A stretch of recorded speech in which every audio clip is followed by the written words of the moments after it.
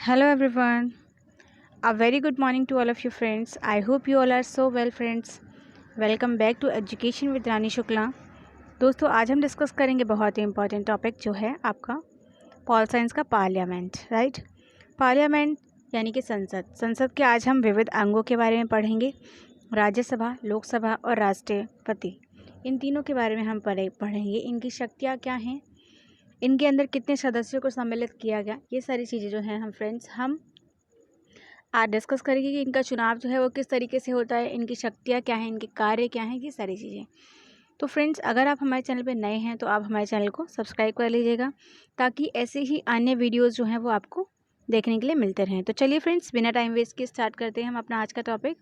अगर आप CTET, TET, UP TET या फिर किसी भी टेट एग्ज़ाम की प्रिपरेशन कर रहे हो फ्रेंड्स, तो ये वीडियो आप लोगों के लिए बहुत ज़्यादा हेल्पफुल रहने वाला है। ओके फ्रेंड्स, स्टार्ट करते हैं हम अपना टॉपिक। जैसा कि आप सभी जानते हैं कि संसद जो है वो दो पार्ट्स में डिवाइड है। उसमें विधायी और कार्यकारी जो अंग होते हैं वो हैं। संसद के अगर हम अंगों की बात करें फ्रेंड्स, तो संसद जो है ना, जो हमारी पार्लियामेंट है वो 3 पार्ट्स में डिवाइड है। जो हमारी पार्लियामेंट है वो 3 पार्ट्स में डिवाइड है, राइट। एक है हमारा लोकसभा, एक है हमारा राज्यसभा और एक है हमारा राष्ट्रपति, ठीक है। इसकी जो कार्यकारी जो शक्तियाँ हैं उसको बांटा गया है, ठीक है। तो अब जो पार्लियामेंट है ना, पार्लियामेंट के बारे में संविधान के किस अनुच्छेद में बताया गया है ये भी आपको याद रखना है। तो पार्लियामेंट के बारे में अगर हम बात करें कि पार्लियामेंट के बारे में कौन से आर्टिकल में बताया गया फ्रेंड्स, तो पार्लियामेंट के बारे में आर्टिकल नंबर 79 यानी कि अनुच्छेद 69 में इसके बारे में बात की गई है, ठीक है। ये आपको याद रखना है। आर्टिकल 79 जो है वो पार्लियामेंट की बात करता है, ठीक है। ये आर्टिकल आपको याद रहेगा, आई होप। उसके बाद आपको पढ़ना है राज्यसभा क्या है, लोकसभा क्या है, लोकसभा की शक्तियाँ क्या हैं, ये सारी चीज़ें जो हैं ये हम यहाँ पे डिस्कस करेंगे। ओके, चलिए स्टार्ट करते हैं हम। तो ट्रिक क्या है फ्रेंड्स, आपको ये याद रखना है कि जो सबसे पावरफुल सदस्य जो होता है वो होता है आपका लोकसभा, और जो राज्यसभा है दोनों के बारे में हम पढ़ेंगे, ठीक है। तो सबसे पहले हमने इसे 2 पोर्शन में डिवाइड कर दिया है। पहला है राज्यसभा और जो दूसरा है वो है लोकसभा, ठीक है। हम बात करेंगे पहले राज्यसभा की, ठीक है। जो राज्यसभा होता है ना फ्रेंड्स, 2 सदन होते हैं, एक होता है आपका राज्यसभा और एक होता है लोकसभा। तो आपको याद कैसे रखना है कि जो राज्य है, ठीक है, और जो लोक है, ठीक है, लोक। तो यहाँ पे आपको ऐसे याद रखना है कि जो लोक है यानी कि जो लोग जो हैं वो क्या है, गिरते जा रहे हैं। तो लोकसभा जो है वो क्या है, निचला सदन है यानी कि लोअर हाउस, ठीक है। और जो राज्यसभा है उसका स्टेटस जो है वो बहुत ज़्यादा हाई है, राज्य के पास बहुत सारी पावर है। तो राज्यसभा जो है उसे हम अपर हाउस कहते हैं यानी कि उच्च सदन, ठीक है।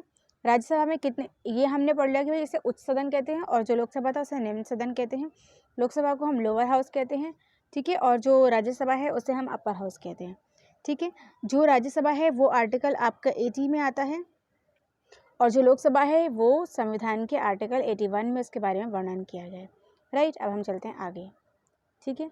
अब हम बात करेंगे कि कितनी सीटें इसके अंदर आती हैं। तो अगर हम बात करें राज्यसभा की, तो राज्यसभा में कुल 252 सीटें आती हैं, ठीक है। इन 252 में क्या होता है फ्रेंड्स, जो टोटल सीटें जो हैं वो कितनी, सॉरी फ्रेंड्स, 250 सीटें जो हैं वो टोटल होती है।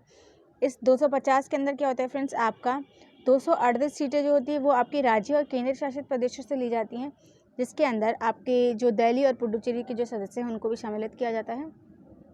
और जो 12 सदस्य जो होते हैं ना फ्रेंड्स, वो आपके कला, साहित्य, विज्ञान, सेवा इत्यादि के क्षेत्र में जिन लोगों का योगदान रहता है उनको।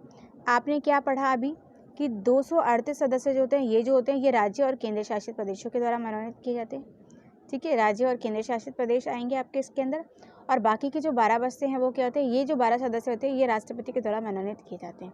ये आपको याद रखना है, ठीक है। तो अगर अधिकतम संख्या पूछेगा तो आपका क्या आएगा, 250, ठीक है। लेकिन अगर रीसेंट संख्या आपसे पूछेगा तो रीसेंट में कितने लोग हैं, अभी वर्तमान में अगर हम रीसेंट सिनेरियो की बात करें, करंट में, तो फ्रेंड्स करंट सिनेरियो में अगर हम बात करें तो इसमें अभी 245 सदस्य हैं, ठीक है, जिसमें से 12 सदस्य जो हैं वो राष्ट्रपति के द्वारा मनोनीत किए गए हैं, और जो शेष सदस्य जो हैं वो केंद्र और राज्य और केंद्र शासित प्रदेशों के सदस्य से सम्मिलित किए गए हैं। और आपको ये भी याद रखना है कि राज्यसभा के बारे में आर्टिकल 80 में डिस्क्राइब किया गया है, ठीक है। अगर आपसे पूछा जाएगा कि राज्यसभा का कार्यकाल कितना है फ्रेंड्स, तो राज्यसभा का जो कार्यकाल है वो होता है आपका 6 वर्ष। ठीक है, राज्यसभा का कार्यकाल क्या होता है? 6 वर्ष, ये आपको याद रखना है।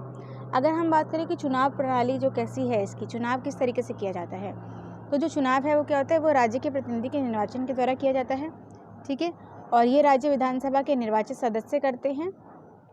जो इसका चुनाव है वो अनुपातिक प्रतिनिधित्व पद्धति के द्वारा किया जाता है, या फिर ये आपको याद रखना है अनुपातिक प्रतिनिधित्व पद्धति या फिर एकल संक्रमण्य मत पद्धति, इन दोनों के द्वारा किया जाता है। ये दोनों चीज़ें आपको याद रखनी है।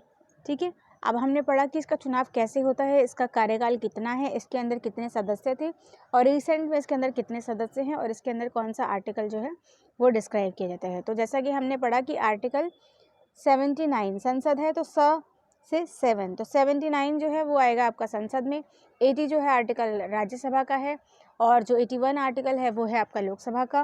राज्यसभा जो है उसे हम अपर हाउस कहते हैं, जो लोकसभा है वो निम्न हाउस है, क्योंकि लोग जो है वो गिरते जा रहे हैं, राज्यसभा का जो स्टेटस है वो बहुत ज़्यादा हाई है।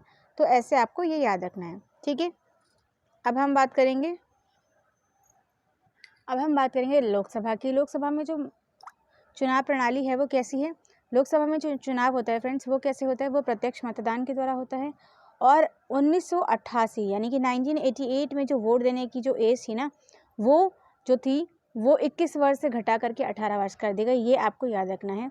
इसके अंदर कितनी सीट होती है फ्रेंड्स? तो इसके अंदर 552 सीट होती हैं, जिसके में 530 सदस्य जो होते हैं वो आपके राज्य की तरफ से, 20 सदस्य जो होते हैं वो केंद्र शासित प्रदेशों की तरफ से, और 2 सदस्य जो होते हैं वो एंग्लो इंडियन भारतीय समुदाय के द्वारा नियुक्त किए जाते हैं। और ये जो 2 एंग्लो इंडियन सदस्य होते हैं, इनकी जो नियुक्ति होती है, इनको राष्ट्रपति के द्वारा मनोनीत किया जाता है।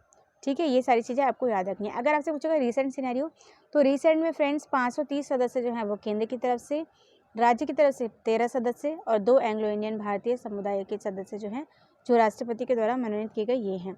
तो रिसेंट में अभी कितने सदस्य हैं टोटल? रिसेंट में है 545, और अगर अधिकतम संख्या पूछेगा तो क्या होगी? 552। तो ये दोनों चीज़ें जो हैं